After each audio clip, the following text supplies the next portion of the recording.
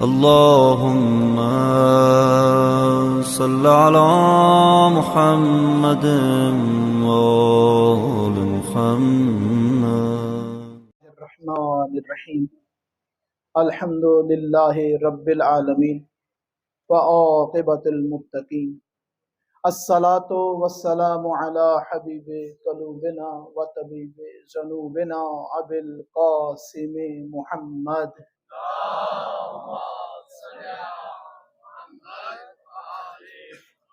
وأہل بیتہ الطیبین الطاہرین المعصومین ولعن اللہ علی اعدائہم اجمعین. اما بعد فقد قال رسول اللہ صلی اللہ علیہ وآلہ وسلم بسم اللہ الرحمن الرحیم. حسین منی وانا من الحسین صلوات. اللہم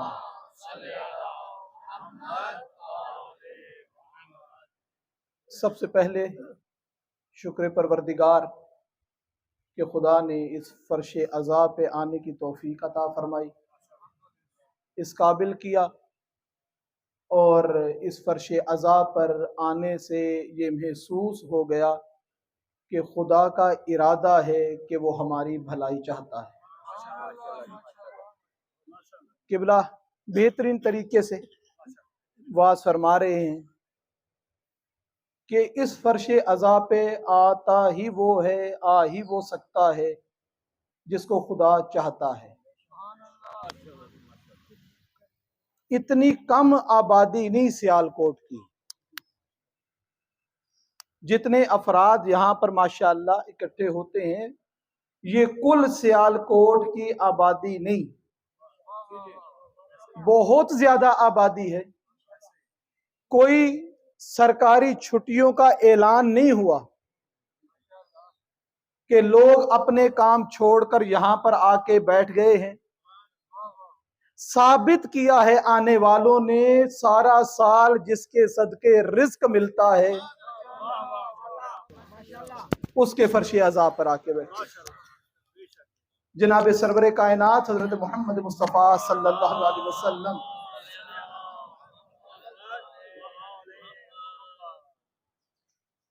کی ذات کو راضی کرنے کے لیے، جناب سیدہ زہرا صلوات اللہ علیہ کی ذات کو راضی کرنے کے لیے اللہم صلی علی محمد. میں ہر سال کہتا ہوں، آج دوبارہ اس نیت کا میں اظہار کرتا ہوں کہ آپ سب جہاں جہاں پر بھی عزاداری میں شرکت کریں، نیت یہ رکھیں کہ ہم عزاداری میں شرکت کر رہے ہیں، جتنے قدم چل کے آئیں، جتنی دیر وہاں پر بیٹھیں، پروردگارہ تیری بارگاہ سے جو ثواب حاصل ہو پروردگارہ ہمارے مرحومین کو بھی اس کے اندر شامل رکھ. اس قبرستان میں جتنے مومنین دفن ہیں اپنے تمام مرحومین کو یاد رکھتے ہوئے بآواز بلند صلوات اللہم صلی علی محمد وعلی. اور میرے دوست، ایک میرے بھائی ہیں سید ارسلان حیدر، بہت زیادہ علیل ہیں، انہوں نے مجھے دعا کے لیے کہا خاص طور پر جتنے بیمار مومنین ہیں پروردگارہ جو کہیں سے شفا نہیں پا سکتا اس فرش عزا سے اس کو شفا ملتی ہے. یہ جسمانی شفا بھی ہے، یہ روحانی شفا بھی ہے.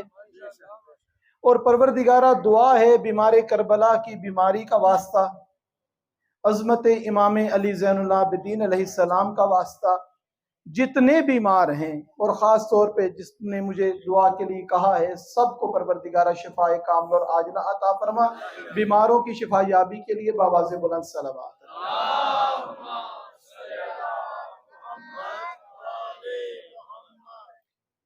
ایک ایک لمحہ جناب سرور کائنات حضرت محمد مصطفیٰ صلی اللہ علیہ وسلم کی صلی علی محمد وعلی زندگی کا عبادت پروردگار تھا. کوئی ایک سیکنڈ بھی ایسا نہیں کہ وہ جناب سرور کائنات خدا نہ خواستہ عبادت پروردگار سے غافل کبھی بھی ہوئے ہوں. ایک لمحہ بھی ایسا نہیں.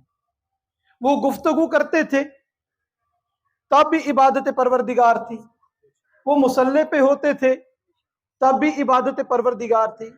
وہ حسنین شریفین کو شانوں پہ بٹھاتے تھے تو بھی عبادت پروردگار تھی. سیدہ کے لیے جب کھڑے ہوتے تھے تو یہ بھی عبادت پروردگار تھی.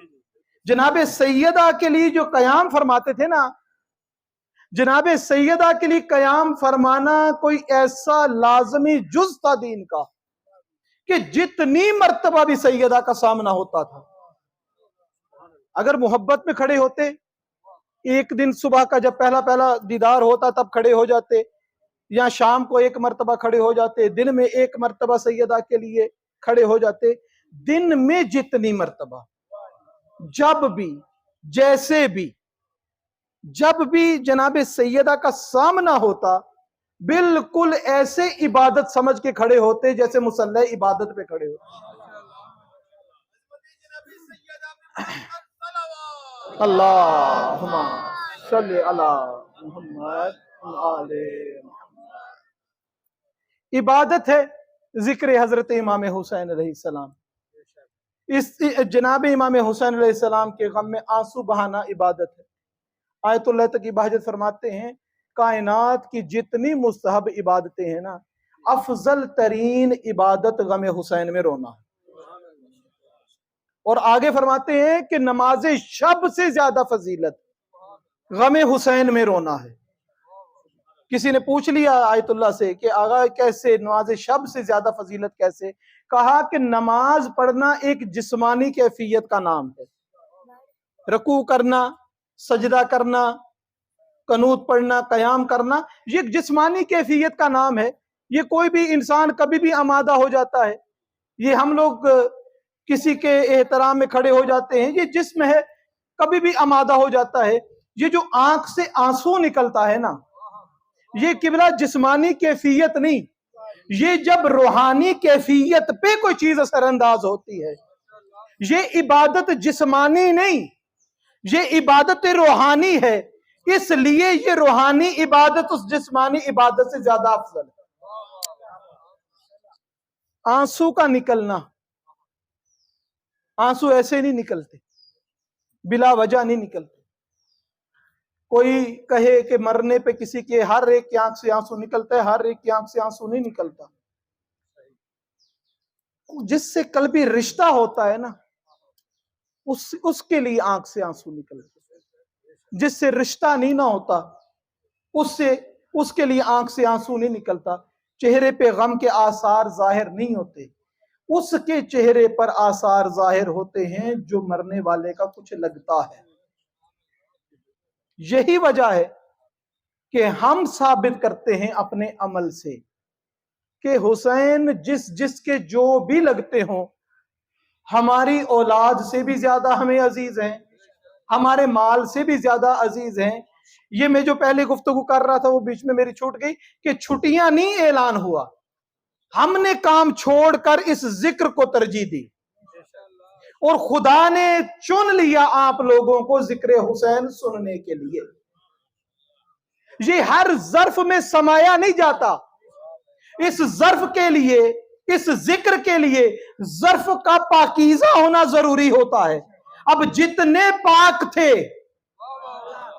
جتنے پاک ظرفوں والے تھے، پروردگار نے ان کو جگہ جگہ پر فرش عزا میں شامل ہونے کی توفیق عطا فرمائی. صلوات پڑھے محمد اور آل محمد پر.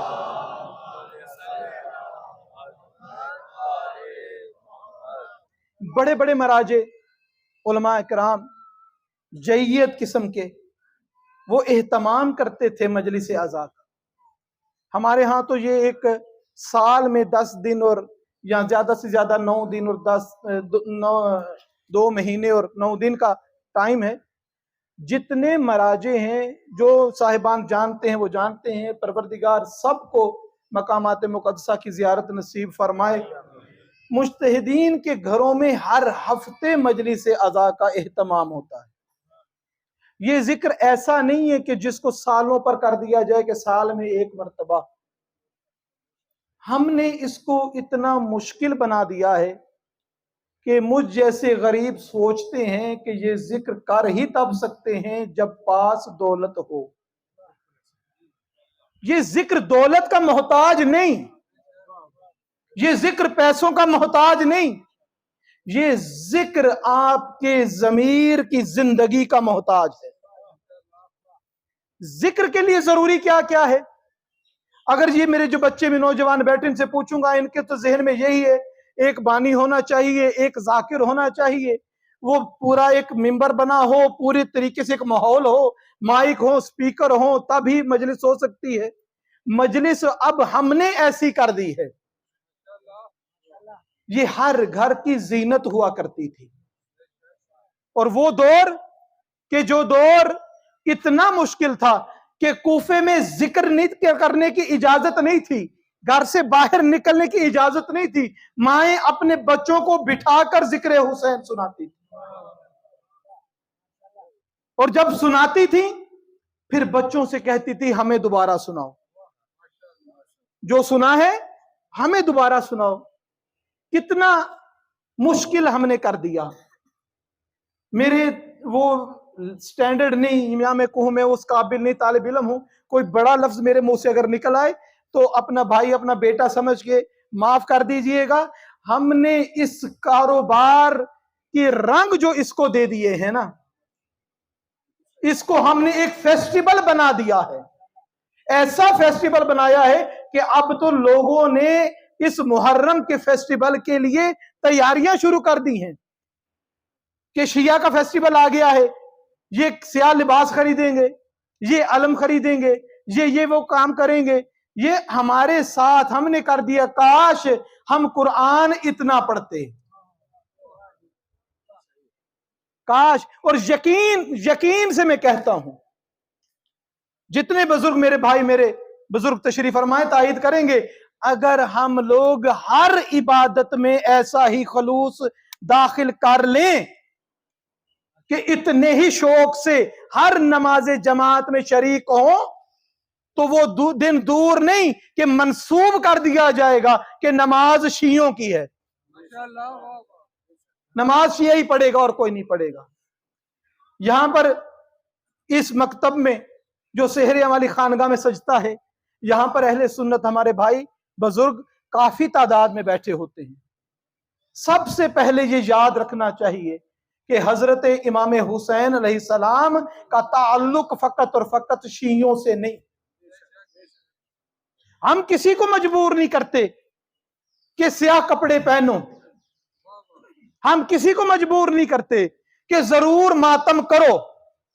سیاہ کپڑے نہیں پہننا چاہتے نہ پہنو، ماتم نہیں کرنا چاہتے، مکتب اہل سنت ہمارے بھائی ہیں، ہماری جانیں ہیں، نہیں پکڑنا چاہتے نہ کرو، ماتم بے شک نہ کرو، سیاہ لباس بے شک نہ پہنو، ذکر حسین ضرور کرو، ذکر حسین ضرور کرو۔ رسول چھوڑ کر ہی دو چیزیں گئے ہیں، ایک قرآن چھوڑ کے گئے ہیں، ایک اپنی عطرت چھوڑ کے گئے ہیں، اس کا تو حق ادا کیا جائے نا۔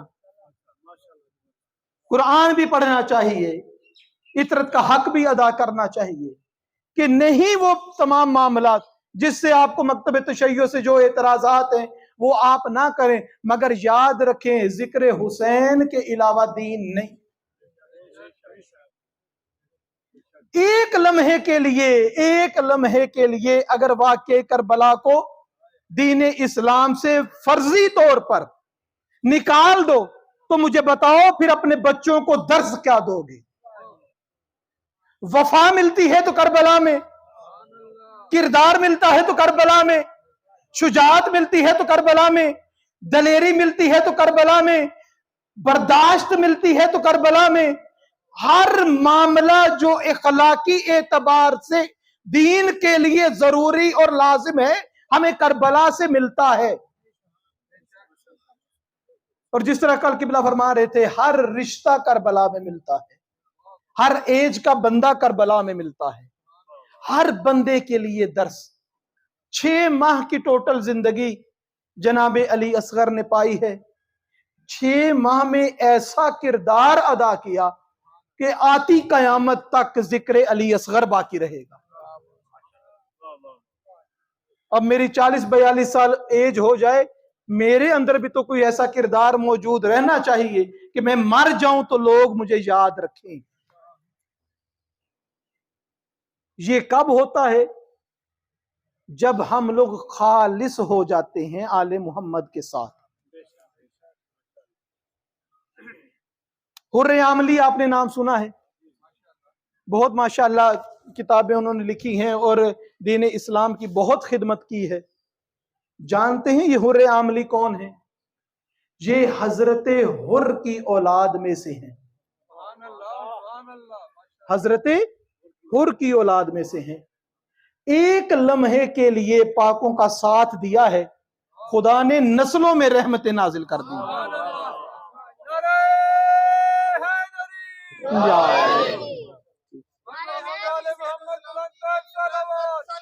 اللہم صلی علی محمد و آل محمد ایک لمحے کے لیے۔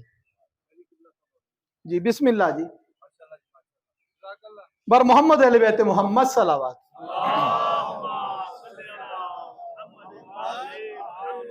برائے صحت و سلامتی علماء حقہ بآواز بلند صلوات۔